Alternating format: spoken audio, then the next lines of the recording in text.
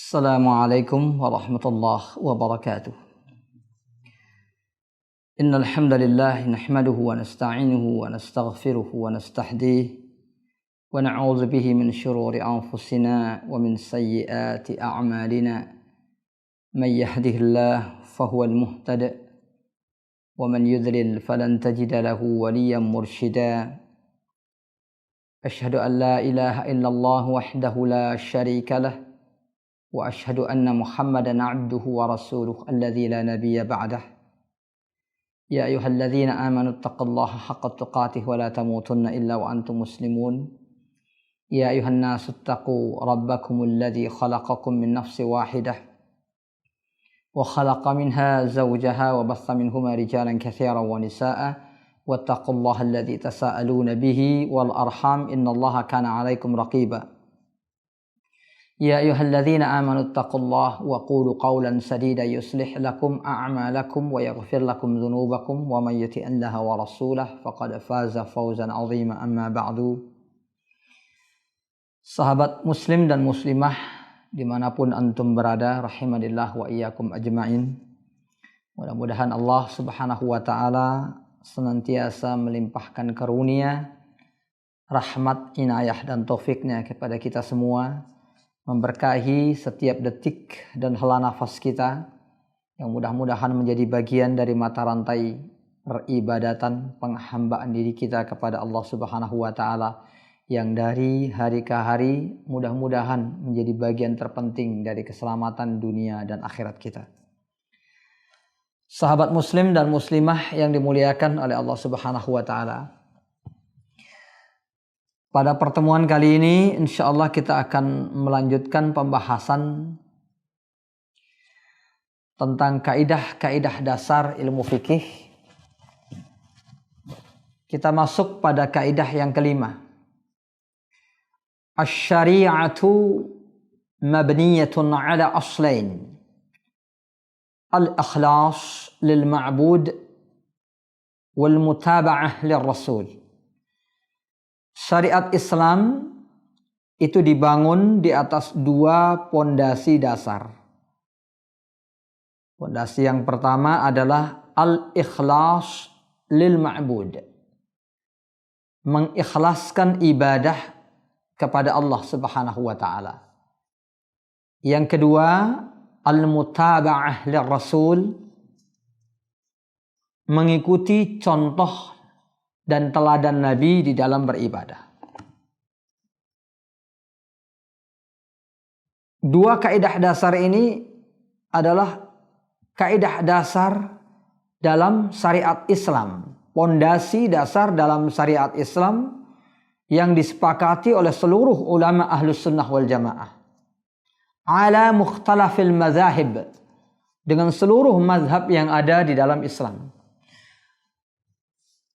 Dengan seluruh mazhab yang ada di dalam atau di kalangan ahlus sunnah wal jamaah. Setiap mazhab menjadikan landasan utama di dalam membangun syariat Islam itu dua, yaitu ibadah kepada Allah dan ittiba kepada Nabi. Kenapa demikian? Karena dua dasar inilah yang menjadi syahadat seorang muslim. Asyhadu an la ilaha illallah, yang artinya tidak ada yang berhak diibadahi secara benar kecuali Allah subhanahu wa ta'ala. Wa anna Muhammadar Rasulullah, dan bahwasanya Muhammad sallallahu alaihi wasallam adalah Rasulullah. Pengakuan kita Muhammad sebagai Rasulullah adalah bagian dari syahadat. Artinya apa? Pengakuan kita bahwa Muhammad adalah Rasulullah, hamba Allah dan Rasulnya, itu terikat kuat dengan syahadat la ilaha illallah. Ibadah kita hanya kepada Allah. Dan cara ibadah yang kita lakukan hanya dengan mencontoh Rasulullah SAW. Sehingga ada sebagian ulama yang membuat istilah ini tidak lazim. Tauhidullah wa tauhidul ittiba. Bahwa dua kalimat syahadat ini menunjukkan dua kalimat tauhid. Yang pertama, tauhid mengesahkan Allah dalam ibadah. Bahwa ibadah itu hanya kepada Allah. Yang kedua adalah menunggalkan ittiba kepada Rasul di dalam beribadah. Artinya ittiba kita untuk ibadah kepada Allah hanyalah Rasulullah Shallallahu Alaihi Wasallam. Karena tidak ada yang diberikan hak untuk tasyri', ya, untuk menetapkan syariat, ya, dengan izin Allah kecuali Rasulullah Shallallahu Alaihi Wasallam. Bahkan walal anbiya min qabl, bahkan para nabi sebelumnya pun tidak untuk syariat ini, Islam ini. Syariat Islam yang dibawa oleh Rasul sampai akhir zaman, yang berhak menetapkan syariatnya hanyalah Rasulullah. Walal anbiya min qabli, bahkan para nabi sebelumnya pun tidak. Karena syahadat kita adalah asyhadu an la ilaha illallah wa asyhadu anna Muhammadan abduhu wa rasuluh. Nabi Shallallahu Alaihi Wasallam datang melengkapi, ya, ajaran yang dibawa oleh seluruh Rasul. Tetapi masing-masing likullin ja'alna syir'atan wa minhaja. Ya, likullin ja'alna minkum syir'atan wa minhaja. Masing-masing di antara para nabi itu memiliki syariat sendiri-sendiri. Sementara kewajiban kita kepada nabi, kita tahu bahwa Nabi Shallallahu Alaihi Wasallam itu diakui sebagai nabi dan rasul, hamba dan rasul Allah Subhanahu wa taala. Itu memenuhi beberapa kewajiban, di antaranya tasdiquhu fima akhbara. Kita harus membenarkan setiap yang dikabarkan, diinfokan oleh Nabi. Apapun yang dikabarkan oleh Nabi, kita harus percaya.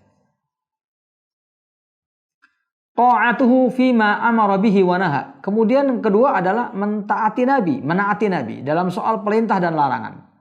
Apapun yang diperintahkan oleh Nabi, yang dilarang oleh Nabi, kita harus patuh. Ya, yang diperintahkan kita jalankan, yang dilarang kita jauhkan. Dan yang ketiga adalah alla na'budallah illa bima syara'. Hanya beribadah kepada Allah dengan syariat yang diajarkan oleh Rasulullah SAW. Jadi intinya, dua pondasi dasar ini adalah pondasi dasar yang disepakati oleh Ahlus Sunnah wal Jamaah. Bahwa syariat dibangun di atas kitab Allah dan sunnah Nabi SAW. Bahwa syariat Allah itu, ibadah kepada Allah itu dibangun, syariat Allah itu dibangun di atas ibadah yang ikhlas ibadah kepada Allah, dan yang kedua ittiba kepada Rasulullah sallallahu alaihi wasallam. Hadzanil aslani, kata Syekh rahimahullah, hadzanil aslani syartun likulli amalin diniyin zahirin ka aqwalil lisan wa a'malil jawarih wa batinin ka a'malil qulub. Maka dua dasar ini menjadi syarat dari setiap amal perbuatan yang dilakukan oleh Bani Adam, oleh setiap muslim, baik yang secara zahir, secara lahiriah, seperti ucapan lisan, ya, perilaku anggota badan, wa batinin, atau yang bersikap batin, tidak tampak, seperti a'malil qulub, ya, amal ibadah hati, ya, seperti tawakal kepada Allah, inabah kepada Allah, rasa takut kepada Allah, berharap kepada Allah, ya. Semua ibadah hati ini dan ibadah yang zahir yang dilakukan oleh lisan maupun anggota tubuh, semuanya itu harus dengan syarat: pertama, ikhlas kepada Allah; yang kedua, ittiba kepada Rasulullah SAW. Jadi kita tidak bertawakal kecuali dengan dasar ikhlas karena Allah dan ittiba kepada Rasulullah. Kalau kita melakukan tawakul misalnya, bertawakal kepada Allah, dasarnya bukan yang diajarkan oleh Nabi SAW, kita akan salah dalam konsep tawakul. Ya, seperti sebagian orang, ya, yang merasa bertawakal kepada Allah tapi menghilangkan ikhtiar, menafikan pentingnya ikhtiar. Yang penting aku berpasrah kepada Allah, ya. Ya. Mau datang penyakit terserah. Kalau Allah kehendaki datang, kalau enggak. Ya. Ini tawakal yang salah, ya. Kalau para ulama menyebutnya dengan istilah tawakul, bukan tawakul tapi tawakul, pura-pura tawakal. Ya. Karena tawakal yang sesungguhnya itu lau annakum tatawakkaluna 'ala Allah. Kalau kalian bertawakal kepada Allah, la razaqakum, pasti Allah akan memberikan rizki kepada kamu, kama yarzuqut tayra, seperti rizki yang diberikan kepada seekor burung. Yaghdu khimasan wa yaruhu bi'tanan. Keluar pagi dalam keadaan lapar, ya, pulang di sore hari dalam keadaan kenyang. Jadi kalau kita bertawakal seperti tawakalnya burung. Ya, dia tetap pergi pagi hari mencari rizki, pulang dalam keadaan kenyang. Inilah tawakal yang sesungguhnya.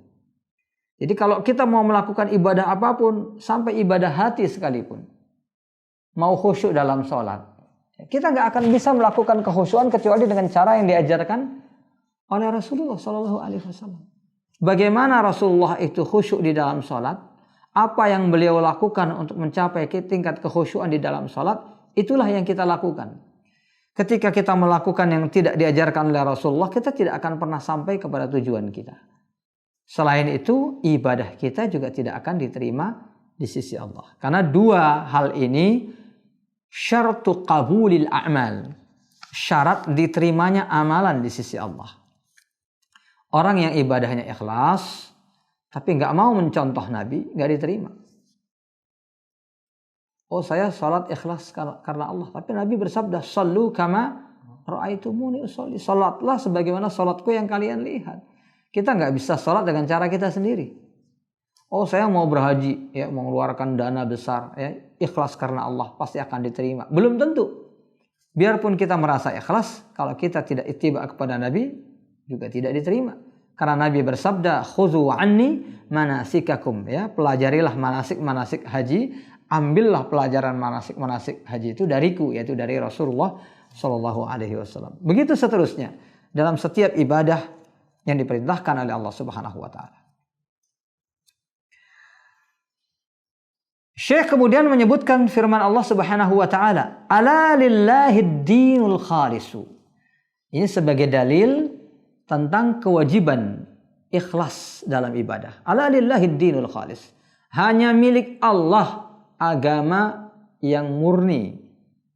Hanya milik Allah keikhlasan kita di dalam beribadah. Ya, lanjutan daripada ayatnya, walladzina takhadzu min dunihi awliya, orang-orang atau siapapun yang mencari sesembahan selain Allah, ma na'buduhum illa liyuqarribuna ila Allahi zulfa. Ya, jadi mereka akan berkata di hadapan sesembahan-sesembahannya ini, ya, misalnya mereka yang menyembah berhala, mereka akan berkata, ma na'budukum illa lituqarribuna ila Allahi zulfa. Kami enggak akan menyembah kalian kecuali semata-mata untuk mendekatkan diri kepada Allah. Apa yang dimaksud dengan ayat ini? Yang dimaksud dengan ayat ini bahwa banyak di antara orang-orang yang menganggap beribadah kepada Allah padahal mereka melakukan kemusyrikan.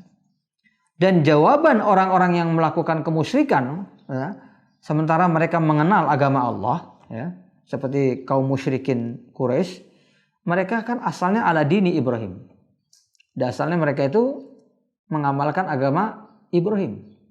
Itu asalnya, makanya mereka masih mengenal haji. Mereka masih mengenal tawaf. Mereka masih mengenal sebagian di antara amalan-amalan yang diajarkan oleh Nabi Ibrahim. Tapi kemudian mereka tenggelam fi zulumatis syirki. Dalam kegelapan kemusyrikan, mereka tenggelam dalam penyembahan berhala di antaranya. Jadi salah satu di antara alasan, ya, yang paling sering keluar dari mulut orang-orang musyrik, yaitu orang-orang yang mengenal agama Allah, tapi kemudian mereka menyekutukan Allah. Apa alasan mereka? Mana abuduhum illa liyuqarribuna ila Allahi zulfa. Kami nggak beribadah kok kepada benda-benda ini. Ini semua hanya wasilah. Ini semua hanya perantara. Ya, jadi kalau ada orang membudidayakan kemusyrikan, menyebarkan kemusyrikan, kemudian menyebutkan alasan yang sama, ini adalah alasan klasik. Kayak bahasa umumnya itu lagu lama, ya. Itu lagu lama, itu alasan klasik orang-orang musyrik semenjak dahulu, bahwa semua ini hanya dijadikan perantara. Jadi orang-orang yang beribadah, ya, berdoa kepada selain Allah, ya, menyembah benda-benda mati atau orang-orang yang sudah meninggal dunia, mereka semua akan beralasan kami nggak menyembah, ya, mereka ini hanya kami jadikan perantara untuk beribadah kepada Allah. Jadi itu alasan klasik, ya, akan selalu sama alasannya. Sementara di dalam firman Allah disebutkan juga di sini, Syekh mengatakan Allah berfirman, wa ma umiru illa liya'budullaha mukhlishina lahuddin. Tidaklah mereka diperintahkan melainkan hanya untuk beribadah kepada Allah secara ikhlas. Mereka hanya diperintahkan untuk beribadah kepada Allah secara ikhlas. Ya, mukhlishina lahuddin. Wa ma arsalna min qablika min rasulin, ya. Ini dibuktikan, ditegaskan lagi dalam firman Allah, wa ma arsalna min qablika min rasulin illa nuhi ilaihi annahu la ilaha illa ana fa'budun. Setiap kali kami mengutus seorang rasul, ya, semua rasul sebelum Nabi Muhammad SAW, selalu kami wahyukan kepada mereka bahwa tidak ada yang berhak diibadahi kecuali Allah Subhanahu wa taala. Ana ini kembali kepada Allah Subhanahu wa taala, fa'budun, maka hendaklah kalian beribadah kepadaku. Walaqad ba'atsna fi kulli ummatin, demikian juga difirmankan dalam ayat yang lain, walaqad ba'atsna fi kulli ummatin rasula an i'budullaha wajtanibut taghut. Telah kami utus seorang rasul pada setiap periode umat. Ya, setiap periode umat itu pasti akan ada seorang rasul yang diutus kepada mereka, itu sebelum zaman Nabi Muhammad SAW. Yang perintah Allah kepada mereka adalah hendaknya kalian beribadah kepada Allah dan menjauhi taghut. Ya. Apa itu taghut? Taghut itu kullu ma yu'badu min dunillah wa huwa radin. Ya, segala sesuatu atau siapapun yang disembah oleh Allah dan dia meridhoinya, maka itu adalah taghut. Ya, kalau itu benda mati, ya benda mati tidak bisa ridho atau tidak ridho, ya. Diam saja. Maka definisinya kullu ma yu'badu min dunillah, segala sesuatu yang disembah selain Allah. Tapi kalau dia adalah makhluk hidup seperti manusia dan jin, maka ada tambahan wa huwa radin, dia ridha. Maka itu menjadi taghut, sesembahan selain Allah Subhanahu wa taala. Karena yang tidak ridha, mereka akan berlepas diri dari penyembahan itu, ya. Mereka bukanlah taghut karena mereka tidak ridho, sementara orang-orang yang menyembah mereka tetap mendapatkan dosa kemusyrikan, ya, menyembah selain Allah Subhanahu wa taala. Tetapi yang diibadahi atau disembah terlepas dari itu, ya, di antaranya adalah Isa bin Maryam, ya. Anta qulta lin-nasi ittakhizuni wa ummi ilahaini min dunillah. Ya, apakah engkau mengajak manusia untuk menyembah aku dan ibuku, yaitu Maryam? Ya, subhanaka ma yakunu li an aqula ma laysa li bihaq. Maka Isa berlepas diri, aku enggak pernah mengatakan sesuatu yang tidak pernah engkau berikan hak kepadaku untuk mengatakannya. Yang kuperintahkan kepada mereka adalah hanya beribadah kepada Allah Subhanahu wa taala. Jadi kita kembali kepada pembahasan wa ma umiru illa liya'budullaha mukhlishina lahuddin. Ini adalah dasar yang pertama, bahwa beribadah itu harus ikhlas karena Allah Subhanahu wa taala. Wad-dinu fassarahun Nabi, sementara agama yang dimaksudkan di dalam ayat ini mukhlishuna lahuddin, bagaimana seseorang itu ikhlas dalam beribadah, dalam mempersembahkan agama kepada Allah Subhanahu wa taala, dalam memurnikan agama kepada Allah Subhanahu wa taala. Agama itu ditafsirkan oleh Nabi di dalam hadis Jibril, ya. Inna syara'i'al islamil khamsah, annahu syara'i'ul islamil khamsah wa usulul iman sittah, yang isinya adalah syariat Islam yang 5, ya. Itu hadis Jibril yang terkenal, ya. Bainama nahnu julusun inda Rasulillah sallallahu alaihi wasallam, ketika kami duduk bersama Rasulullah, ittala alaina rajulun syadidus sawadis thiyab wa sadidus sawadis sa'r, ya. Sadidu bayadis thiyab wa sadidus sawadis sya'r. Ketika kami sedang duduk bersama Rasulullah, tiba-tiba datang, ya, orang yang tampilannya itu pakaiannya putih, ya. Kepalanya itu berambut hitam. La yura alaihi atharus safar wa la ya'rifu minna ahad. Tidak ada tanda-tanda dia itu orang yang bersafar, bepergian jauh. Kalau dikatakan musafir, tapi kok nggak ada kelihatan musafir.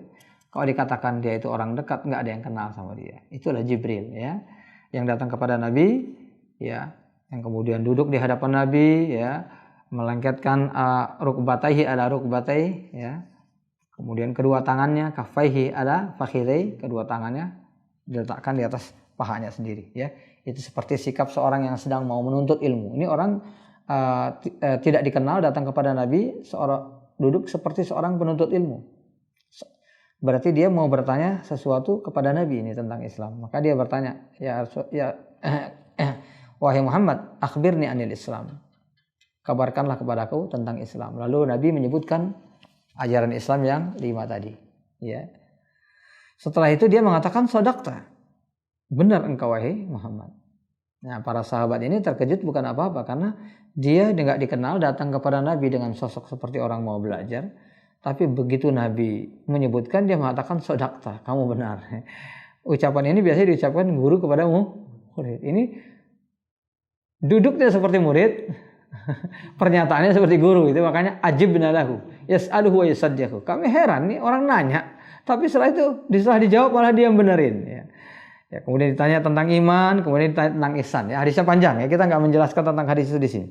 Intinya itulah yang dimaksud dengan agama. Yang dimulai dari syariat Islam atau rukun Islam yang 5, kemudian rukun iman yang 6, kemudian ditutup dengan ihsan. Ihsan ini adalah pamungkas daripada ibadah.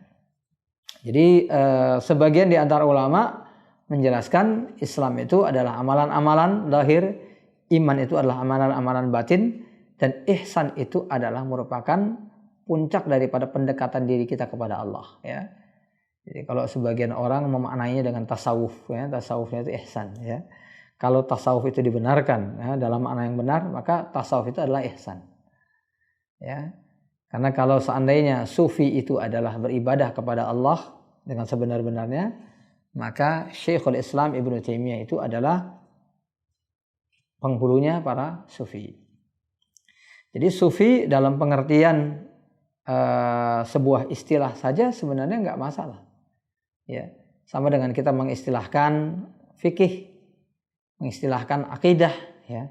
Kemudian pembenahan akhlak dan penyucian hati kita namakan dengan tasawuf, nggak masalah. Hanya saja dalam pengamalannya secara realita orang-orang mengamalkan tasawuf ini banyak yang terjebak akhirnya dalam diantaranya berlebihan ya, dalam pendekatan diri, menyucikan diri sehingga sampai ke tingkat mengharamkan yang dihalalkan Allah. Ya, tidak nikah seumur hidup, tidak mau makan yang enak-enak seumur hidup, menyusah-nyusahkan diri ya dengan makan yang bisa merusak badan ya. Itu diantaranya. Ada juga yang sampai terjebak pada pengamalan hadis-hadis yang tidak sahih, bahkan hadis-hadis palsu dalam ibadah. Karena merasa hadis-hadis yang ada dari Nabi kok kurang mantep nih, kurang sempurna ya. Harus ada hadis-hadis lain itu yang mengajarkan ibadah yang betul-betul radikal ya. Akhirnya tanpa sadar terjebak ya dalam mengamalkan hadis-hadis yang tidak sahih, bahkan hadis palsu dalam ibadah. Sebagian bahkan ada yang tenggelam dalam pemaknaan sampai kepada wilayah-wilayah kekufuran ya, seperti wahdatul wujud ya. Manunggaling kawula lan Gusti itu termasuk di antara perkembangan ya, pengamalan tasawuf yang akhirnya menyalah. Tapi secara umum tasawuf itu sendiri ya, secara istilah dasar itu tidaklah salah ya. Tasawuf itu adalah ihsan. Ya. Ya, anta abudallah ka'annaka tarahu, kamu beribadah kepada Allah seolah-olah kamu melihat Allah. Fa illam takun tarahu, dan ketika kamu tidak bisa melihat Allah, memang kita tidak bisa melihat Allah di dunia ini, fa innahu yarak, sesungguhnya Allah melihat kamu. Jadi kita beribadah dengan kesadaran penuh bahwa Allah itu pasti melihat kita. Ya. Ya, itu yang ditafsirkan oleh para ulama ya. Jadi inilah yang dimaksudkan dengan din ya, mengikhlaskan agama itu ya tiga hal tadi, Islam, iman, dan ihsan. Sebagian di antara ulama menjelaskan, dan penjelasan ini sebenarnya bukan bertentangan tapi melengkapi. Islam, iman, dan ihsan bisa juga berarti tingkatan dalam ibadah. Seorang yang mengamalkan Islam dalam level yang paling rendah disebut Muslim, Islam. Ya, dia mengamalkan Islam, berusaha menjauhi larangan, tapi kadang-kadang masih dikerjakan juga. Berusaha melaksanakan kewajiban, kadang-kadang ditinggalkan juga. Ya, masih zalimun li nafsih ya. Dia berislam tapi masih suka menzalimi dirinya sendiri. Nah, tingkatan yang kedua adalah iman. Ketika seseorang itu sudah berusaha betul ya melaksanakan perintah dan larangan ya. Setiap larangan betul-betul dijauhi, setiap perintah betul-betul dilaksanakan. Walaupun dia silap sesekali, dia segera bertobat kepada Allah Subhanahu wa taala dan menggantinya dengan amal saleh. Ya. Jadi orang-orang yang berusaha betul untuk taat, orang yang konsisten ya dalam ketaatan. Itu disebut dengan mukmin. Tapi kemudian ada yang lebih tinggi yaitu muhsin, orang yang dalam ibadahnya itu sudah betul-betul dalam level yang paling tinggi. Nah ini kalau kita berbicara tentang ikhlas, maka akan berkutat seputar 3 hal ini ya. Islam, iman, dan ihsan. Oleh sebab itu dalam definisi tentang ikhlas, kalau kita bicara tentang definisi, ini kan panjang sekali ya, penjelasan ulama itu banyak sekali. Meskipun inti daripada ikhlas itu adalah memurnikan ibadah hanya kepada Allah. Tapi ketika para ulama mendefinisikan, kita akan lihat bagaimana mereka memandang keikhlasan ini dari proses, ya, dari proses. Ya. Ada misalnya yang mengatakan ayyakuna harakatul abdi wa sakanatuhu lillah. Setiap gerakan atau diamnya seorang hamba itu murni karena Allah Subhanahu wa taala. Ini sebenarnya dia sedang menjelaskan puncak dari keikhlasan yaitu ihsan. Ihsan ini kan puncaknya. Anta'budallah ka'annaka tarahu. Sehingga setiap dia bergerak atau diam itu dia sadar betul itu karena Allah. Ini kan puncak daripada ikhlas ya. Ya, umumnya orang itu kan ikhlasnya masih hilang-hilang timbul gitu kan. Kadang-kadang kalau sudah terpengaruh dunia lupa ya.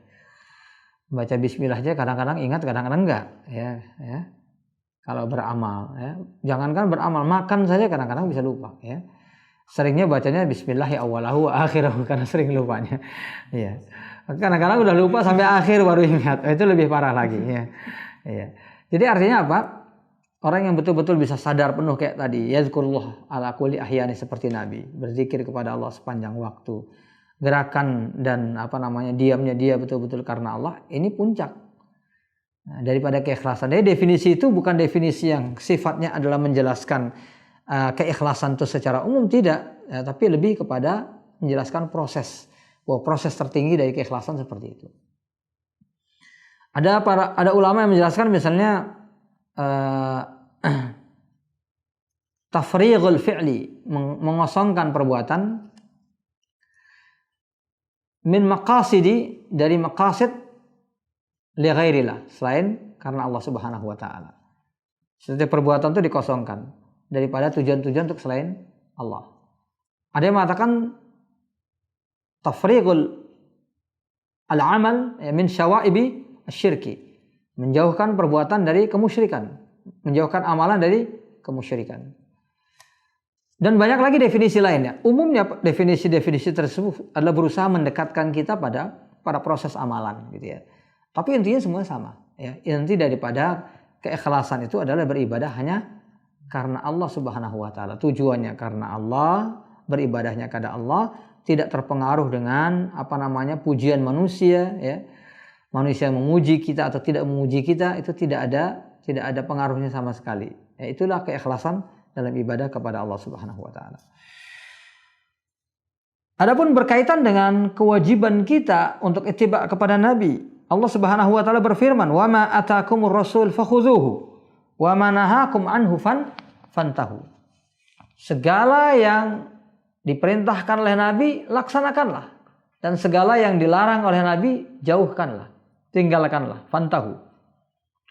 Ini adalah ayat yang paling sering ya dibahas oleh para ulama, disampaikan oleh para ulama ketika kita berbicara tentang ittiba, wajibnya mutabaah kepada Nabi Shallallahu Alaihi Wasallam. Jadi ada seorang wanita nih ya bertanya kepada Ibnu Abbas radhiyallahu taala. Ini tentang wasilah, wasimah dan sejenisnya. Itu menyambungkan rambut ya, mencukur alis, kemudian meratakan gigi. Ini kan ada dalam suatu hadis ya, dilarang oleh Nabi Shallallahu Alaihi Wasallam.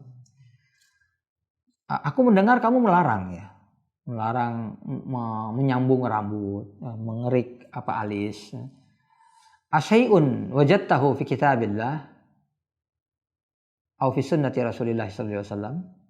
Apakah itu betul-betul kamu dapatkan dari kitab Allah dan sunnah Nabi? Iya, betul, kata Ibnu Abbas. Lalu wanita ini mengatakan tasaffahtu, wallahi demi Allah, tasaffahtu al-mushaf tasaffahu baina daffatayil mushaf. Tasaffahtu baina daffatayil mushaf. Aku sudah bolak-balik kitab Allah Subhanahu wa taala. Ma wajadtu fihi ma yaqul, tidak aku dapatkan satupun ayat yang melarang itu. Dia katakan begitu. Enggak ada dalam Al-Qur'an. Sudah aku bolak-balik. Ya, ini Ucapan ini wajar diucapkan oleh orang yang memang sudah hafiz Al-Quran, ya, sudah hafal Al-Quran, ya, sudah betul-betul memahami Al-Quran dari awal sampai akhir, ya, betul-betul membaca Al-Quran dari awal sampai akhir. Lalu Ibnu Abbas mengatakan, awajadti qaulahu ta'ala, kamu dengar nggak firman Allah, atau dapat nggak firman Allah Subhanahu wa taala, wa ma ataakumur rasulu fakhudhuh wa ma nahakum anhu fantahu. Ayat ini kamu dapat nggak?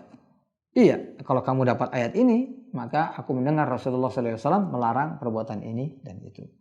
Jadi artinya apa? Apa yang disabdakan oleh Nabi, ya, itu adalah bayan, ya, penjelasan daripada Al-Quran itu sendiri. Ala inni utitul Quran wa mithlahu ma'ah. Dalam hadis dikatakan demikian. Kepadaku telah diturunkan Al-Quran dan yang setimpal, sepadan dengan Al-Quran, yaitu sunnah Rasulullah SAW. Maka hadis sahih itu adalah bagian daripada Al-Quran. Ya, bagian daripada Al-Quran. La liyuta'abbad biqira'ati, bukan untuk dibaca sebagai ibadah, tetapi sebagai makna daripada Al-Quran. Ya, karena tujuan daripada hadis Nabi litubayyina linnasi ma nuzila ilaihim, menjelaskan apa yang diturunkan dalam Al-Quran. Jadi hadis-hadis Nabi itu bukan Al-Quran secara lafaz, tapi Al-Quran secara makna. Karena tujuan daripada hadis-hadis Nabi adalah untuk menjelaskan isi daripada Al-Quran. Al-Quran menyebutkan aqimus shalah, dirikanlah salat. Itu gimana salatnya? Ya. Kalau kita ngikuti Quran saja, cara salatnya gimana? Enggak, ya, bisa berdiri aja, bisa jongkok aja, duduk aja, tiduran aja, kita nggak tahu, ya. Yang paling dekat yang berdiri, karena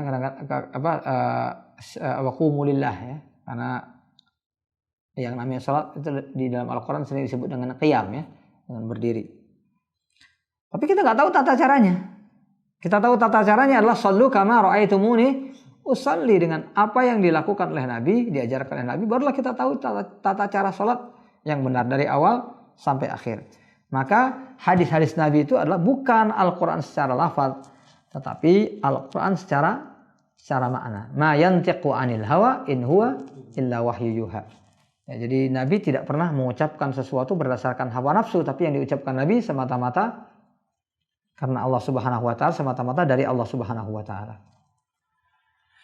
Kemudian keduanya digabungkan dalam ayat, kata Syekh, waman ahsanu dinan, siapakah yang agamanya lebih baik, mimman aslama wajhahu lillahi wa huwa muhsin, dari orang yang menyerahkan dirinya kepada Allah Subhanahu wa taala sepenuhnya dan dia berbuat ihsan. Ya, jadi apa yang disampaikan oleh Syekh di sini, kenapa beliau mengatakan demikian, itu adalah tafsir dari sebagian ulama, ya. Dari para ulama menafsirkan bahwa sebagian ulama mengatakan bahwa arti waman ahsanu dinan, siapakah agamanya lebih baik daripada orang yang memasrahkan dirinya kepada Allah, wa huwa muhsin, dan dia muhsin. Sebagian ulama seperti yang diriwayatkan dari Ibnu Abbas, arti muhsin di sini adalah muwahhid, bertauhid. Jadi menyerahkan diri kepada Allah dan bertauhid. Itu arti muhsin. Ya, sebagian ulama mengatakan arti muhsin ini adalah ihsan yang ada di dalam hadis. Anta'budallah ka'annaka tarahu fa illam takun tarahu fa innahu yaraka. Ya. Dan sebagian ulama mengatakan bahwa arti muhsin di sini ada muttabi'an lir Rasul sallallahu alaihi wasallam, mengikuti contoh Rasulullah sallallahu alaihi wasallam. Loh, kenapa demikian? Ya, karena orang yang tidak benar dalam melaksanakan agama itu adalah yang tidak mencontoh Rasulullah sallallahu alaihi wasallam, ya. Seperti orang yang salatnya salah, ya. Yang disaksikan Nabi salatnya salah, ya. Kemudian Nabi mengajarkan kepada dia salat yang benar, ya. Ini disebut dengan hadis al-musi' salatahu. Meskipun sebagian ulama enggak setuju dengan penamaan tadi, ya. Hadis al-musi' salatahu, orang yang salatnya enggak beres. Ya, enggak mungkin seorang sahabat, ya, menjelek-jelekkan salat. Tapi sebenarnya maksud daripada ungkapan tadi adalah orang yang salatnya belum beres karena memang belum diajarkan Nabi kepadanya. Siapapun dia, biarpun dia sahabat Nabi, kalau dia salat tidak mengikuti contoh Nabi, maka dia salat enggak beres. Lalu bagaimana dia bisa muhsin dalam salatnya? Musi' itu kan lawan katanya muhsin, ya. Dia muhsin dalam salatnya, caranya adalah dengan mencontoh atau ittiba kepada Nabi sallallahu alaihi wasallam. Itu menurut tafsir sebagian di antara ulama. Aslama wajhahu ikhlasu a'malahu az-zahira wal batinah lillah. Arti memasrahkan dirinya kepada Allah artinya beribadah kepada Allah secara ikhlas lahir maupun batin. wa huwa muhsin fi hadzal Islam, kemudian dalam melaksanakan Islamnya dia melaksanakan dengan baik. Bagaimana orang melaksanakan Islam dengan baik? Bi ayyakuna fihi muttabi'an lir Rasul sallallahu alaihi wasallam. Karena enggak mungkin orang berislam dengan baik kecuali dengan mencontoh Rasulullah sallallahu alaihi wasallam. Nah, tanyakan bagaimana kita Islam dengan baik? Ya Islam dengan mencontoh Nabi. Enggak ada Islam yang baik kecuali Islam yang diajarkan oleh Nabi. Ma alaihi Rasul was sahabah. Allah juga berfirman wa athi'ullaha war rasul, taatlah kepada Allah dan Rasulnya. Fal amalul jami'u lil wasfain huwal maqbul. Amal ibadah yang dilakukan dengan dua dasar tadi, ikhlas karena Allah, ittiba kepada Nabi, maka amalan tersebut diterima. Tapi kalau seandainya ya, idza faqadahuma, enggak ada keikhlasan dan enggak ada ittiba. Au faqada ahadahuma, atau tidak mengikuti salah satu di antaranya. Ikhlas tapi enggak ngikutin Nabi dalam ibadah. Ya, salatnya ikhlas tapi salatnya enggak ngikutin Nabi. Ya. Dia puasa ikhlas tapi puasanya enggak mencontoh puasa Nabi. Maka ibadah tersebut tidak makbul, tidak diterima di sisi Allah. Tapi sah atau tidak? Nah, ini yang menjadi pembahasan para ulama. Karena antara makbul diterima dengan sah itu dua hal yang berbeda. Ya, kalau sah itu dalam ibadah selama dia masih memenuhi rukun dan syarat, itu sah. Orang sholat dari awal sampai akhir, nggak ada rukun dan syaratnya yang tertinggal, sah. Secara hukum sholatnya sah, tapi diterima apa enggak? Itu belum tentu. Kalau dia tidak ikhlas karena Allah, secara amalannya sah, tetapi tidak diterima di sisi Allah. Maka berbeda antara makbul dengan sahih. Ya, sebagian ulama memang menjelaskan ini syarat sihah, ya, sihah ibadah. Tetapi itu sebenarnya tidak mutlak. Kayak yang mereka maksud, yang dimaksud oleh ulama tadi adalah memang ada sebagian di antara yang tidak makbul juga tidak sah. Loh, contohnya apa? Misalnya orang yang tidak ittiba kepada Nabi dalam hal-hal yang sifatnya menentukan sah dan tidaknya sholat. Misalnya takbiratul ihram, ya. Umumnya ulama mengatakan itu sebagai rukun, ya. Takbiratul Allahu Akbar itu rukun sholat. Jadi artinya kalau ditinggalkan sholat nggak sah. Kalau ditinggalkan dengan sengaja tidak sah. Kalau tidak sengaja diganti dengan sujud sahwi. Ya, takbiratul ihram. Ya, kita mengikut pendapat ulama yang mengatakan itu sebagai rukun, ya. Karena sholat itu diawali dengan takbir, diakhiri dengan taslim, dengan salam. Lalu dia mengatakan Allahu a'la, bukan Allahu Akbar tapi Allahu a'la. Diganti sama dia dengan Allahu a'la. Maka pendapat yang sahih itu tidak sah. Ya, bukan sekadar tidak makbul, tapi tidak sah. Jadi melanggar salah satu di antara keduanya ini itu bisa berakibat tidak makbul, ya, itu secara pasti, atau bahkan tidak sah untuk sebagian kondisi. Beliau menyebutkan firman Allah, wa qadimna ila ma amilu min amalin faja'alnahu haba'an mansura. Lalu kami memeriksa, mengaudit apa yang telah mereka amalkan di dunia ini, dan kami dapatkan amalan mereka itu seperti haba'an mansura. Ya, seperti haba'an mansura. Ini amalan orang-orang kafir, ya. Orang-orang yang meskipun mereka mengamalkan kebajikan sekalipun, tapi karena tidak ikhlas karena Allah, karena mereka tidak beriman kepada Allah, maka amalannya menjadi haba'an mansur, ya.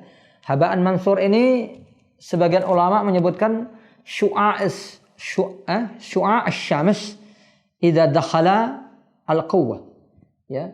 Cahaya matahari yang masuk di sela-sela apa itu? Bolongan itu apa? Bolongan.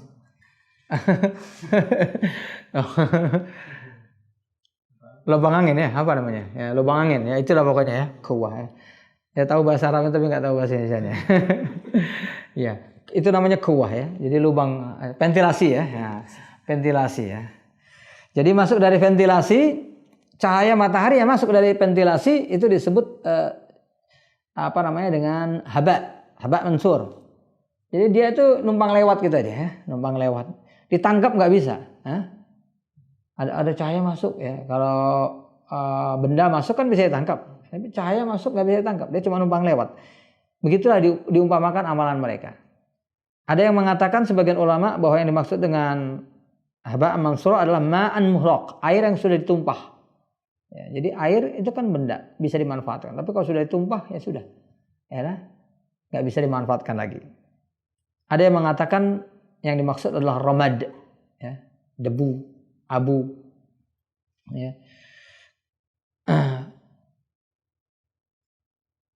Jadi masalul ladzina kafaru, perumpamaan orang-orang kafir, a'maluhum karamadin ishtaddat bihi rih fi yaumin asif. Digambarkan di dalam Al-Qur'an seperti itu. Perumpamaan amalan orang-orang kafir itu kan seperti ramad, ya, abu yang dibawa oleh angin yang kuat pada saat terjadi tofan. Jadi itulah amalan, ya. Jadi amalan itu seperti debu yang berterbangan, ya, ke sana kemari. Debu yang berterbangan. Itulah amalan orang-orang kafir. Kalau dalam ayat yang lain disebut, ya, walladzina kafaru a'maluhum kasarabin baqi'ah yahsabuhu dzam'anu ma'a. Orang-orang kafir itu amalannya seperti apa? Seperti fata morgana, ya. Orang yang haus akan menganggap itu air. Ya, tapi ketika didekati, lam yajidhu syai'a, ternyata enggak ada apa-apa. Itu perumpamaan-perumpamaan sama, semuanya itu adalah makna dari haba'an mansur. Orang-orang kafir pokoknya amal perbuatan itu haba'an mansur. Ya. Seperti berwujud tapi ternyata nggak ada gunanya atau nggak ada wujudnya, tidak bisa ditangkap, tidak bisa dinikmati. Itulah amalan orang-orang kafir. Wa qala ta'ala mufarriqan baina amalil mukhlisin wal mura'in. Ketika Allah menjelaskan tentang perbedaan amalan orang-orang yang ikhlas dengan yang tidak ikhlas di dalam Al-Qur'an. Wa mathalul ladzina yunfiquna amwalahum ibtigha'a mardatillah wa tathbitan min anfusihim kamathali jannatin birabwah. Jadi perumpamaan orang-orang yang menginfakkan hartanya karena Allah Subhanahu wa taala, wa tathbitan min anfusihim, yang itu betul-betul mereka lakukan dengan keteguhan hati, kamathali jannatin birabwah. Itu seperti kebun yang ada di tanah yang tinggi. Jadi rabwah itu tanah yang tinggi, yang mana itu posisinya lebih kokoh, lebih subur, lebih kokoh. Itu disebut dengan rabwah. Itulah perumpamaan orang yang beramal secara ikhlas. Tapi Al-Quran menyebutkan, ya ayyuhalladzina amanu la tubtilu sadaqatikum bil manni wal adza. Jangan kalian batalkan amal perbuatan kalian, jangan kalian batalkan infak dan sedekah kalian dengan manni wal adza. Ya. Dengan manni wal adza. Manni itu artinya menyebut-nyebut kebaikan yang sudah kita lakukan. Adza itu dengan menyakiti orang yang kita berbuat baik kepadanya. Kita sedekah kepada orang kemudian kita sakitin dia, ya.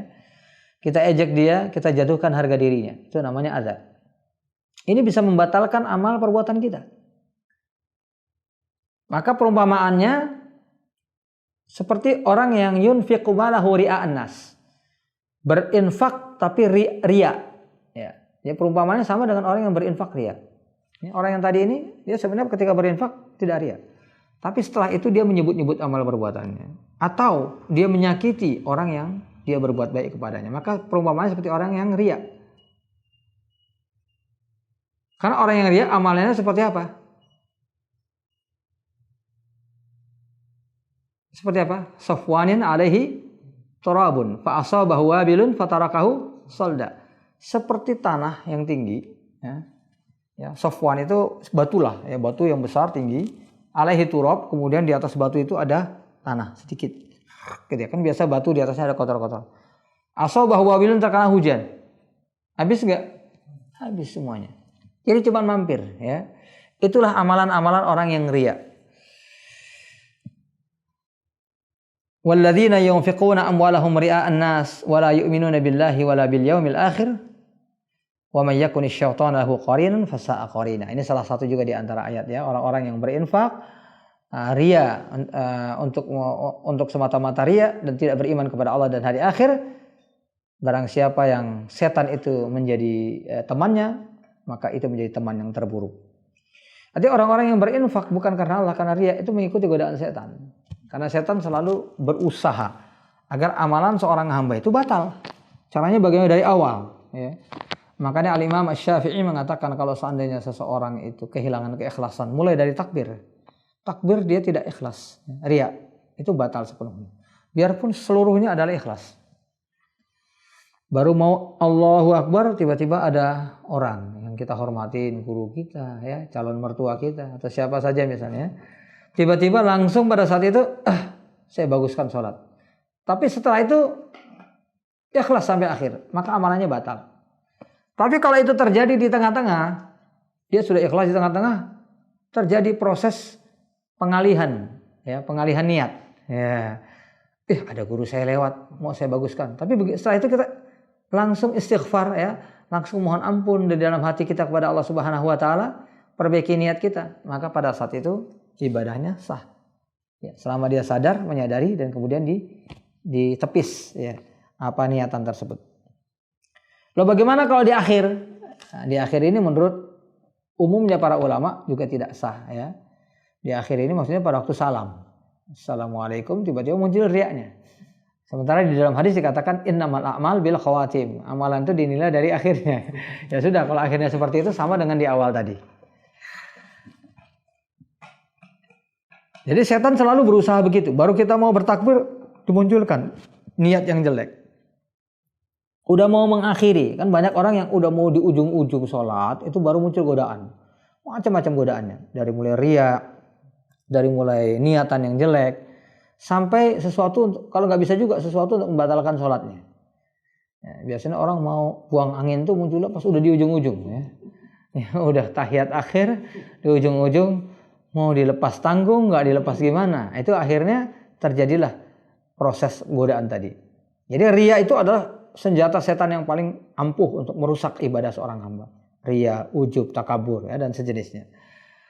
Kemudian Nabi bersabda ketika berbicara tentang hijrah, wa qala sallallahu alaihi wasallam fil hijrah allati hiya min afdhalil a'mal. Hijrah itu kan amalan yang paling mulia, ya. Makanya sampai ada gelar al-muhajirin, saking luar biasanya. Dan terutama ini hijrah di awal Islam, ya. Ini tidak ada yang bisa nyamain. Hijrah apapun enggak ada yang bisa nyamain. Karena ini hijrah yang menjadi simbolisasi, ya, peralihan kaum muslimin dari negeri kufur ke negeri Islam. Simbolisasi yang luar biasa itu. Sehingga pelaku-pelakunya disebut al-muhajirin. Nabi bersabda, "Faman kanat hijratuhu ila Allah wa rasulih fa hijratuhu ila Allah wa rasulih." Orang yang berhijrah karena Allah dan Rasulnya, dapat Allah dan Rasulnya. Ya. Ikhlas karena Allah, ittiba kepada Nabi, maka dia dapat. Wa man kanat hijratuhu ila dunya yusibuha aw imra'atin yankihuha fa hijratuhu ila ma hajara. Tapi kalau hijrahnya karena dunia atau karena wanita, maka yang dia dapat hanyalah apa yang dia niatkan. Wa su'ila 'anil rajuli yuqatilu syaja'ah, yuqatilu himyah wa yuqatilu lil maghnam. Nabi juga dalam satu hadis pernah ditanya, ada orang yang berperang, ya. Berperang tapi semata-mata hanya menunjukkan keberanian aja, bukan karena Allah. Ada orang yang berperang hanya untuk membela isme saja. Tidak membela Allah tapi membela isme saja. Atau orang yang berperang hanya untuk mendapatkan harta rampasan saja. Apakah semuanya fisabilillah? Maka Nabi mengatakan man qatala litakuna kalimatullah hiyal ulya fahuwa fisabilillah. Orang yang berperang semata-mata untuk menegakkan kalimat Allah, maka itulah dia orang yang fisabilillah. Tapi selain itu tidak, fisabilil syaitan. Faman kana qasduhu fi jihadihi al-qawli wal fi'li nasra al-haqqi fahuwal mukhlis. Orang yang berjihad baik itu secara ucapan maupun perbuatan karena Allah, maka itulah orang yang ikhlas. Wa man qasada ghaira dzalika min al-aghrad, kalau berjihad tujuannya adalah selain itu bukan karena Allah. Falahu manawa, orang akan mendapatkan apa yang dia niatkan. Wa amaluhu ghairu maqbul, ya, kalau dia berniat bukan karena Allah, maka amalannya tidak diterima. Ya, meskipun secara lahiriah amalannya itu sah. Jadi Allah berfirman di dalam Al-Quran, "Qul hal nunabbi'ukum bil akhsarina a'mala." Maukah kalian kukabarkan orang-orang yang merugi dalam amal perbuatannya? Alladzina dhalla sa'yuhum fil hayatid dunya, yaitu orang-orang yang sesat dalam amalan di dunia. Wa hum yahsabuna annahum yuhsinuna sun'a, sementara mereka menyangka mereka telah berbuat baik di dunia ini. Ya, khulasatul qaul, inti daripada ayat ini dari penjelasan para ahli tafsir, yang dimaksud di sini adalah musyrik Quraisy, kaum musyrikin Quraisy. Yang dimaksudkan ini adalah kaum musyrik Quraisy. Bahwa mereka itu menganggap apa yang mereka lakukan itu paling benar. Aja'alul alihata ilahu wahida. Itu yang sering mereka ucapkan. Masa Nabi Muhammad ngajak kami ninggalkan Tuhan yang banyak, sesembahan yang banyak hanya untuk beribadah kepada Tuhan yang satu. Ya, jadi mereka selalu merasa benar. Mereka menyebutnya dinu abaina, ajaran agama nenek moyang kami. Itu yang dijadikan alasan, ya. Jadi mereka menganggap apa yang mereka lakukan itu benar, makanya mereka mau berperang, mau memerangi Nabi dan lain sebagainya. Jadi, itu kaum musyrik Quraisy. Karena mereka menganggap apa yang mereka lakukan benar. Loh kenapa? Yang dimaksud di sini bukan Yahudi dan Nasrani. Beda. Karena Yahudi dan Nasrani pada masa itu, pada dasarnya mereka itu mengakui kebenaran Nabi. Mereka sebenarnya sama sekali tidak menolak kebenaran Nabi SAW. Tapi karena ketakaburan, mereka akhirnya menolak. Ya'rifunahu kama ya'rifuna abna'ahum. Mereka mengenal Nabi seperti mengenal anak mereka sendiri, bayangin. Ya. Bagaimana tingkat pengenalan mereka kepada Nabi, ya. Kita kaum muslimin aja belum tentu mengenal Nabi seperti mengenal anaknya sendiri, betul. Ya. Gimana senyum Nabi, gimana jalan Nabi, ya, semuanya. Bagaimana tingkah pola Nabi. Apakah kita mengenal Nabi seperti anak kita? Mungkin kita saja enggak. Tapi dikatakan orang-orang Yahudi dan Nasrani mengenal Nabi seperti mengenal anak mereka sendiri. Jadi artinya mereka pada hakikat bukan orang yang menganggap amalan mereka paling benar. Mereka tahu Nabi Muhammad adalah ahli kebenaran, tapi mereka kemudian menolak karena ketakaburan. Beda dengan musyrik Quraisy. Kaum musyrik Quraisy memang betul-betul menolak. Di puncaknya adalah Abu Jahal seperti yang sudah kita sebutkan kemarin, ya. Abu Jahal itu di puncaknya, ya. Jadi sampai yang sudah biasa mereka lakukan dan dianggap benar saja oleh agama mereka, kalau udah dilakukan oleh Nabi berubah jadi salah. Itu saking nggak maunya nerima Nabi. Pokoknya asal ucapan beliau salah, makanya digelari Abu Jahlin, ya. Abu itu kan, kalau orang Arab menyebut Abu itu kan nisbat kepada sesuatu yang, ya. Kalau Abu Khamsin itu berarti 50-an gitu, ya. Abu Sya'ar itu berarti rambutan. Kira-kira seperti itu. Kira-kira seperti itu terjemahannya. Ya, kalau Abu Jahal itu ya emang bodohan lah orangnya. Ya. Bukan identik dengan kebodohan, itu pokoknya Abu Jahal. Ikhwas fillah yang dimuliakan oleh Allah Subhanahu wa taala. Tapi sebagian ulama ada yang menafsirkan bahwa yang dimaksudkan di sini adalah al-Khawarij. Karena orang-orang Khawarij itu menganggap diri mereka paling benar, ya. Paling benar, tapi kemudian mereka ternyata melakukan kekufuran, ya. Yamruquna minal Islam kama yamruqus sahmu minar ramiyah. Makanya Ali bin Abi Thalib mengatakan laisat salatukum li salatihim bisyai. Salat kalian aja dibandingkan salat mereka enggak ada apa-apanya. Padahal serendah-rendahnya ucapan Ali ini kan pasti kepada para tabi'in, kan betul ya? Serendah-rendahnya loh, ya. Bukan kepada tabi'ut tabi'in, nggak mungkin kepada tabi'ut tabi'in. Karena yang hidup di zaman sahabat pasti tabi'in. Jadi itu paling rendah. Dan bisa jadi sebagian di antaranya adalah sahabat Nabi juga. Ali mengatakan laisat salatukum li salatihim bisyai. Salat kalian ini, padahal mereka generasi terbaik umat Islam, dibandingkan orang Khawarij nggak ada apa-apanya. Walaisat siyamukum li siyamihim bisyai. Puasa kalian dibandingkan orang Khawarij nggak ada apa-apanya. Walakinnahum yamruquna minal Islam kama yamruqus sahmu minar ramiyah. Tapi mereka keluar dari Islam seperti anak panah menembus buruan. Sudah dengan keras masuk Islam, malah akhirnya keluar juga dari Islam. Itu mengerikan, ya. Orang-orang Khawarij itu mengerikan. Makanya mereka digelari kilabu ahlin nar. Karena mereka itu betul-betul membutakan mata. Kalau orang ngelihat ibadahnya saja, ini orang kayak gini nggak mungkin salah. Orang ibadahnya khusyuk kayak gini gak mungkin salah. Tapi ternyata mereka keluar dari Islam gara-gara mereka memvonis kafir para sahabat Nabi di zaman itu. Nah, maka mereka yang mudah sekali memvonis kafir sesama muslim, ya, itu mengikuti jejak kaum Al-Khawarij. Nah, artinya apa? Tafsir sebagian ulama ini digambarkan oleh ulama yang lain.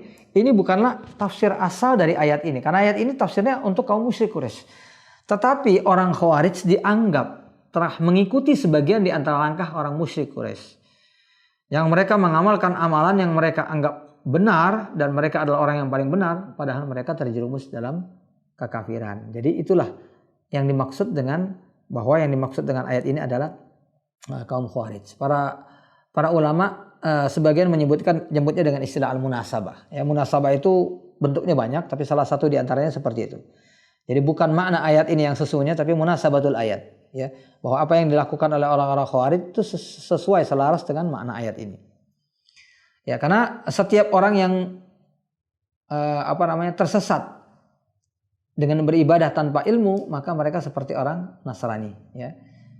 Orang yang tersesat dengan berilmu tapi tidak beramal, maka mereka tersesat seperti orang Yahudi. Ghairul maghdubi alaihim waladdallin. Bukan berarti kita mengatakan mereka orang Yahudi atau Nasrani, tapi tersesat seperti Yahudi, tersesat seperti Nasrani. Nah, ikhwaskan fiddin yang dimuliakan oleh Allah Subhanahu wa taala, intinya adalah, ya, inti daripada pembahasan ini adalah bahwa syariat Islam itu dibangun di atas dua hal. Yang pertama, ikhlas ibadah kepada Allah. Yang kedua, ittiba kepada Rasulullah Shallallahu Alaihi Wasallam. Maka setiap amal ibadah yang tidak ikhlas kepada Allah atau tidak mengikuti Nabi Shallallahu Alaihi Wasallam, maka amalan tersebut tertolak. Oleh sebab itu para ulama banyak bersih tegas, ya, dalam persoalan awal, itu persoalan tauhid, ya. Ikhlas kepada Allah ini kan persoalan tauhid.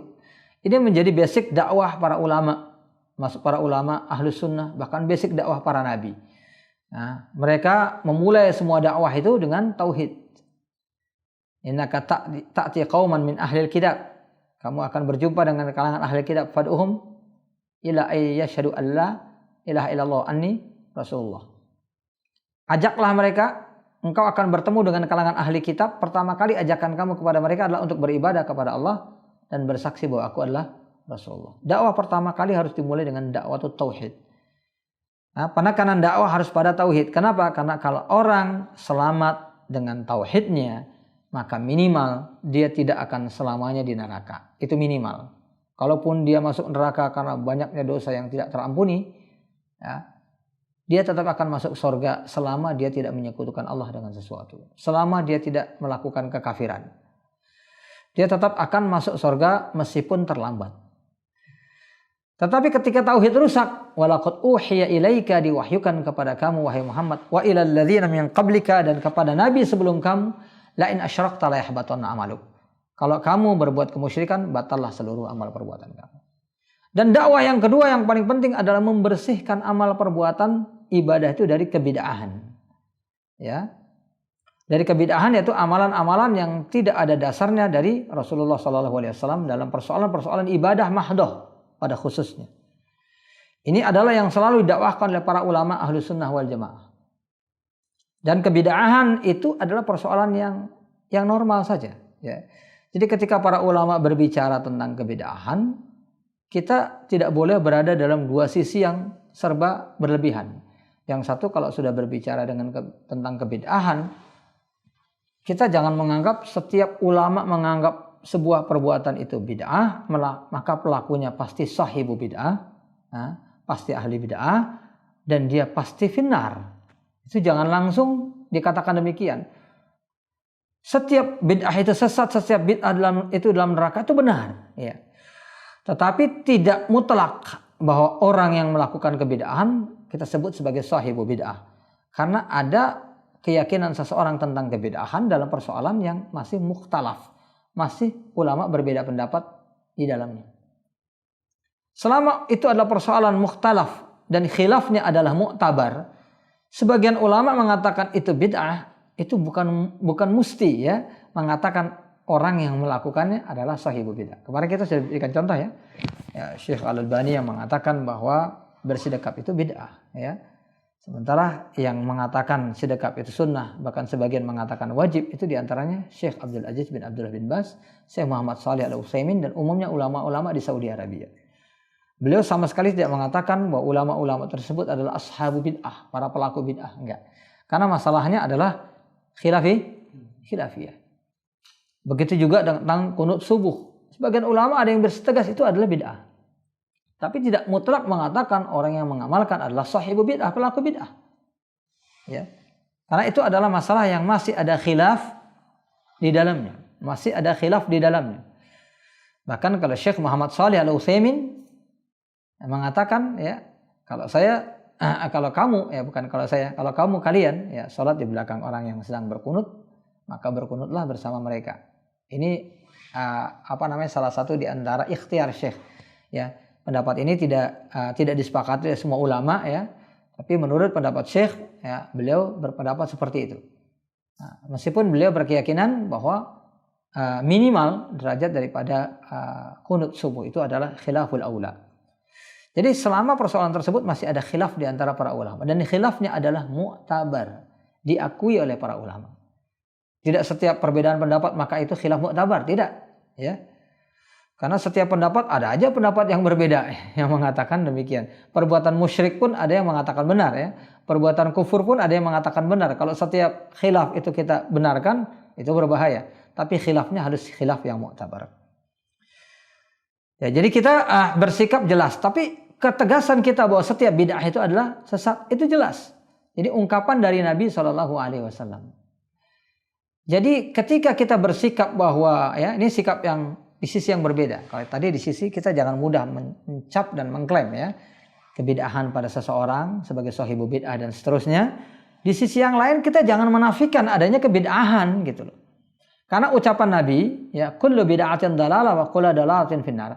Kalau kebid'ahan yang seperti ini itu tidak mewujud, tidak nyata ada, ya, dalam amalan seorang muslim, niscaya terjadi dalam amalan seorang muslim, maka ucapan Nabi ini sia-sia. Ya, berarti ucapan Nabi ini nggak ada gunanya. Orang yang namanya bid'ah itu nggak ada, jadi nggak pernah dibahas. Ya. Tidak pernah dijelaskan bid'ah itu bagaimana. Tidak pernah mengingatkan orang terhadap bahaya bid'ah. Kalau itu tidak pernah disampaikan, didakwahkan, dijelaskan, itu berarti ucapan Nabi kullu bid'atin dalalah wa kullu dalalatin finnar itu sia-sia. Jadi kita harus berada di antara dua orang yang dua sikap yang berseberangan tadi, ya, serba berlebihan di dalam memandang tentang kebid'ahan. Khoskan fiddin yang dimuliakan oleh Allah. Jadi ini sebagai hal bagian-bagian akhir yang mungkin saya sampaikan pada pertemuan kali ini, karena ini masalah yang sangat krusial sekali. Jadi ada sebagian di antara orang yang menuduh, ya, menuduh orang kalangan ahlus sunnah yang menjelaskan tentang bid'ah dengan mengatakan, ya, orang-orang itu, ya, mengatakan setiap yang tidak dikerjakan oleh Nabi maka itu bid'ah. Ya, mungkin ada sebagian kita pernah dengar, ya, orang yang mengecam sebagian ahlus sunnah dengan mengatakan orang-orang itu mengatakan setiap yang nggak ada dari Nabi maka itu adalah bid'ah. Yang tidak pernah dilakukan Nabi, yang tidak pernah dilakukan Nabi maka itu adalah bid'ah. Maka ditegaskan di sini tidak pernah, ya, kami mendengar para ulama ahlus sunnah atau para duat ahlus sunnah mendefinisikan bid'ah seperti itu. Setiap yang nggak dikerjakan Nabi maka itu bid'ah. Nggak ada, ya, tidak ada. Saya nggak pernah mendengar ada orang mendefinisikan bid'ah seperti itu. Bid'ah itu selalu dijelaskan secara proporsional, ya. Tariqatun fid dini mukhtara'atun, di antara yang dijelaskan oleh Imam Syatibi. Segala satu perkara, cara, ya, satu amalan, ya, satu satu kegiatan, satu amalan, ya, tariqatun fid din mukhtara'ah, yang dibuat-buat dalam persoalan agama. Coba perhatikan di sini, ya. Dalam persoalan agama, ya, dalam persoalan ibadah. Dalam persoalan ibadah. Bukan dalam persoalan dunia, ya, bukan dalam persoalan benda, ya. Entah itu buku, mikrofon, mic, HP, ya. Ini kan benda-benda, ya. Bukan itu yang dimaksud. Tariqatun fid din mukhtara'ah, ya. Cara, satu amalan, satu keyakinan atau apapun itu dalam persoalan agama, din, ya, dalam persoalan din atau agama, dalam masalah ibadah, ya, ibadah mahdoh yang dimaksud di sini. Mukhtara'ah yang dibuat-buat, mukhtara'atun. Tariqatun fid din mukhtara'atun. Tudahi syariah, yang menyerupai syariat yang sudah ada. Seperti orang membuat zikir baru, membuat sholat baru, ya. Membuat sholat yang tidak pernah diajarkan oleh Nabi, membuat puasa yang tidak pernah diajarkan oleh Nabi, kira-kira seperti itu. Membuat zikir yang tidak pernah diajarkan oleh Nabi. Ini namanya syariat fiddin mukhtara'ah, ya. Tudahi syariah, menyerupai syariat yang sudah ada. Yuradu bisuluki 'alaiha, yang tujuannya adalah al-mubalaghah fit ta'abbud aw taqarrub ila Allah. Tujuannya adalah untuk menambah ibadah, untuk mendekatkan diri kepada Allah. Dan tujuannya itu bagus, dekatkan diri kepada Allah. Tapi dia menambah ibadah yang sudah ada. Maka itu disebut dengan bid'ah. Sebagian ulama mengatakan yuradu bihi ma yuradu bihi syariah. Tujuannya adalah seperti tujuan syariat yang sudah ada. Maka umumnya bid'ah itu terjadi adalah dalam persoalan-persoalan ibadah mahdoh. Tapi bisa juga terjadi dalam ibadah yang tidak mahdoh, yang ketika itu diniatkan seperti ibadah mahdoh. Loh, apa itu? Ya misalnya amalan duniawi, bukan amalan duniawi, tapi amalan muamalah, yang bukan ibadah mahdoh, ya, bukan ibadah mahdoh, tapi amalan yang bersifat interaksi sesama manusia. Seseorang misalnya yang duduk, seseorang yang bersalaman, seseorang yang berdiri, ya. Kan ada di zaman Nabi ada orang yang berdiri, ya, nggak mau duduk gitu ya. Dia berniat seperti itu, ya, bernazar seperti itu, maka dia disuruh berhenti. Itu nazar yang nggak benar, ya. Tidak boleh ya bernazar seperti itu. Jadi ada orang yang berdiri duduk misalnya, tapi dia meyakini adanya keutamaan seperti yang ada dalam keutamaan syariah, ya. Bahwa duduk misalnya di waktu tertentu dengan cara tertentu itu berpahala. Nah, masalah pahala ini kan masalah syariat. Sementara duduk masalah muamalah, ya. Masalah hubungan kemanusiaan, duduk diri itu pekerjaan kemanusiaan. Tetapi ketika seseorang itu meniatkannya dan meyakini adanya pahala syariah tertentu, maka itu bisa menjadi kebid'ahan, ya. Duduk di depan rumah setiap jam 7, dia yakini itu ada pahalanya tersendiri, ya. Dan itu bisa dilihat dari ucapan atau dari kebiasaan, ya. Seseorang yang tidak mau bersalaman kecuali di waktu tertentu saja, ya. Ketika ditanyakan kenapa dilakukan di waktu tertentu, dia tidak bisa menjawab, tapi dalam hati dia meyakini adanya keutamaan tertentu, bahwa pada saat itu mendapatkan pahala yang lebih dibandingkan yang lain, maka itu menjadi ibadah. Tetapi ketika tidak, maka dia menjadi muamalah biasa. Karena urusan pahala itu dari Allah, ya. Makanya yang namanya kebid'ahan tuh banyak, seperti dalam ibadah-ibadah khusus, ya, ibadah mahdoh. Menentukan jumlah saja itu kan hak dari Allah dan Rasul. Misalnya begini, ya. Nabi menyebutkan tentang salah satu di antara zikir setelah sholat itu disebutkan 33, ya. Subhanallah 33, Alhamdulillah 33, Allahu Akbar 33. Sekarang kemudian seseorang mengatakan, oh saya membaca sebanyak-banyaknya saja, ya pahalanya. Atau saya menetapkan bahwa 1000 itu lebih baik, 1000 lebih baik. Lalu kita tegaskan, untuk apa Nabi SAW menegaskan 33 kali, ya? Kenapa Nabi nggak nyebutkan 31, 32, ya, 29 begitu? Ditetapkan oleh Nabi karena itu syariat. Jadi ketika itu syariat, maka kita tidak bisa mengatakan yang lain daripada itu dengan mengatakan 1000 lebih baik daripada 33 misalnya. Kalau emang demikian berarti 34 lebih baik, 35 lebih baik, 37 lebih baik dan seterusnya, ya. Jadi penetapan dari Nabi itu menunjukkan apa? Menunjukkan bahwa itulah syariat dalam Islam. Kalau tidak ada gunanya disebutkan salasan wa salasin. Kalau Nabi membebaskan, maka beliau akan membebaskan mengucapkan berapapun jumlah yang kita inginkan. Seperti memperbanyak ucapan subhanallah, subhanallah azim, subhanallahal azim setiap hari. Subhanallah walhamdulillah wala ilaha illallah wallahu akbar, yang akan menumbuhkan pepohonan di surga. Itu berapapun diucapkan sehari, ada batasan, ya. Tapi ketika setelah sholat dibatasi 33 kali, itu berarti Nabi menegaskan demikian.